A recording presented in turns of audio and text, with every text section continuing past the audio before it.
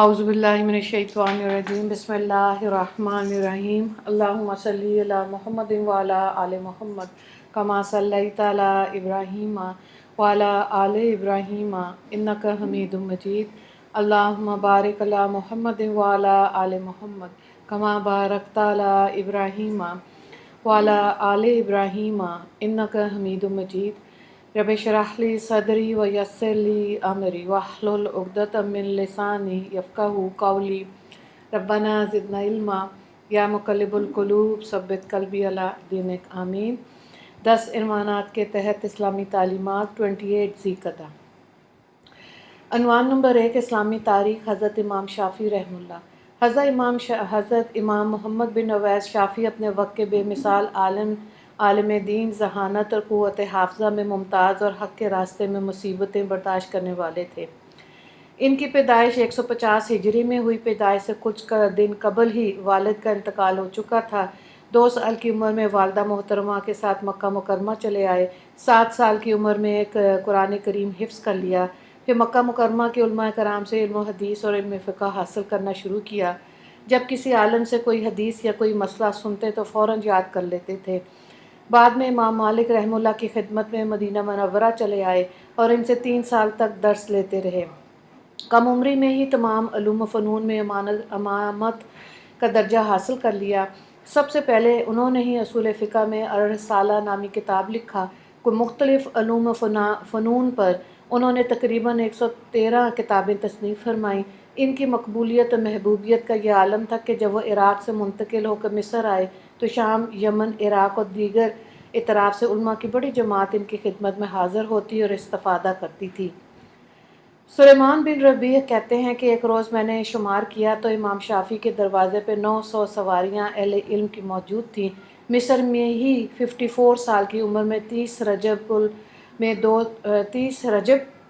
2004 ہجری کو بعد نماز مغرب وفات ہوئی اور بروز جمعہ بعد نماز عصر تدفین عمل میں آئی۔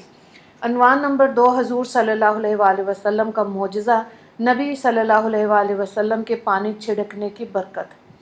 ایک روز آپ صلی اللہ علیہ وآلہ وسلم غسل فرما رہے تھے۔ اسی دوران آپ صلی اللہ علیہ وآلہ وسلم کی بیٹی زینب بنت ابی مسلمہ تشریف لائیں۔ غسل کرنے کے بعد بچا ہوا پانی شفقتاً آپ صلی اللہ علیہ وآلہ وسلم نے ان کے منہ پر چھڑک دیا۔ اس کا اثر یہ ہوا کہ حضرت زینب کے چہرے پہ بڑھاپے تک جوانی کی تازگی باقی رہی۔ یہ بیوی کے پہلے شوہر کی بیٹی کو ربیعہ کہتے ہیں۔ عنوان نمبر 3، ایک فرض کے بارے میں یعنی حلال پیشہ اختیار کرنا۔ طبرانی کی حدیث ہے، عبداللہ بن مسعود رضی اللہ تعالیٰ عنہ روایت کرتے ہیں کہ رسول اللہ صلی اللہ علیہ وآلہ وسلم نے فرمایا، اللہ کے حقوق و فرائض کے بعد حلال روزی کمانا بھی فرض ہے۔ عنوان نمبر 4، ایک سنت کے بارے میں لکنت ہکلا پن دور کرنے کے لیے، دل کو روشن کرنے اور زبان میں قوت و لکنت کو دور کرنے کے لیے اس دعا کو پڑھنا چاہیے۔ رب اشرح لی صدری ویسر لی امری واحلل عقدۃ من لسانی یفقہوا قولی۔ اے میرے رب، تو میرے سینے کو کھول دے اور میرے کام کو آسان کر دے اور میری زبان کی گرہ کھول دے تاکہ لوگ میری بات سمجھ جائیں۔ سورہ طٰہٰ آیت نمبر 25 سے 28 تک۔ عنوان نمبر 5، ایک اہم عمل کی فضیلت یعنی حج گناہوں کو مٹانے کا ذریعہ ہے۔ حضرت عبداللہ بن عمر رضی اللہ تعالیٰ عنہ سے روایت ہے کہ رسول اللہ صلی اللہ علیہ وآلہ وسلم نے فرمایا، حاجی کا اونٹ جیسے ہی اپنے پیروں کو زمین پر رکھتا ہے تو اللہ تعالیٰ اس کے بدلے میں حاجی کے لیے ایک نیکی لکھ دیتا ہے، یا پھر ایک گناہ معاف کر دیتا ہے، یا پھر اس کے بدلے میں جنت میں ایک درجہ بلند فرما دیتا ہے۔ عنوان نمبر 6، گناہ کے بارے میں یعنی کفر کرنے والے ناکام ہوں گے۔ سورہ محمد آیت نمبر 32۔ قرآن میں اللہ تعالیٰ فرماتا ہے، بے شک جو لوگ کافر ہو گئے اور انہوں نے اوروں کو بھی اللہ کے راستے سے روکا اور ہدایت ظاہر ہونے کے بعد اللہ کے رسول کی مخالفت کی تو یہ لوگ اللہ کے دین کو ذرا بھی نقصان نہیں پہنچا سکیں گے۔ اللہ تعالیٰ ان کے تمام اعمال کو برباد کر دے گا۔ عنوان نمبر 7، دنیا کے بارے میں یعنی کافروں کے مال پر تعجب نہ کرنا۔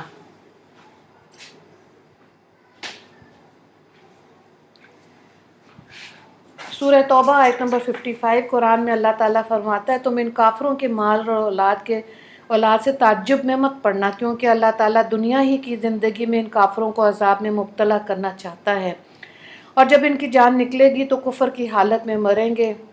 مفہوم یہ ہے کہ کافروں کو جو مال اور اولاد دی جاتی ہے ان کی ذاتی سے کسی کو تعجب نہیں ہونا چاہیے، کیونکہ انہیں اللہ تعالیٰ ان چیزوں کے ذریعے ان کی نافرمانی اور بغاوت کی وجہ سے عذاب دینا چاہتا ہے۔ عنوان نمبر 8، آخرت کے بارے میں جنت الفردوس کا سوال۔ حضرت ابو ہریرہ رضی اللہ تعالیٰ عنہ سے بخاری میں روایت ہے کہ رسول اللہ صلی اللہ علیہ وآلہ وسلم نے فرمایا، جب تم اللہ تعالیٰ سے سوال کرو تو جنت الفردوس کا سوال کیا کرو، کیونکہ وہ جنت کا سب سے افضل اور بلند درجہ ہے، اور اس کے اوپر رحمان کا عرش ہے اور اسی سے جنت کی نہریں نکلتی ہیں۔ عنوان نمبر 9، طب نبوی سے علاج، یعنی ابن ماجہ کی روایت ہے۔ حضرت طلحہ رضی اللہ تعالیٰ عنہ فرماتے ہیں کہ روایت ہے کہ رسول اللہ صلی اللہ علیہ وآلہ وسلم کی خدمت میں حاضر ہوئے تو آپ صلی اللہ علیہ وآلہ وسلم کے دست مبارک میں ایک سفر جل بہی تھا۔ پھر آپ صلی اللہ علیہ وآلہ وسلم نے فرمایا، طلحہ اسے لے لو کیونکہ یہ دل کو سکون پہنچاتا ہے۔ یہ سفر جل کے فوائد تھے۔ عنوان نمبر 10، نبی صلی اللہ علیہ وآلہ وسلم کی نصیحت۔ رسول اللہ صلی اللہ علیہ وآلہ وسلم نے فرمایا، آدمی دوسرے آدمی کا اور عورت دوسرے عورت کا سطر نہ دیکھے، اور دو مرد ایک ساتھ اور دو عورتیں ایک ساتھ ایک ہی لحاف یعنی بستر میں نہ لیٹیں۔ اس کو حضرت ابو سعید خدری رضی اللہ تعالیٰ عنہ نے روایت کیا مسلم میں۔ وآخر دعوانا ان الحمد للہ رب العالمین۔ اللہم اغفر للمسلمین والمسلمات والمؤمنین والمؤمنات۔ السلام علیکم ورحمۃ اللہ وبرکاتہ۔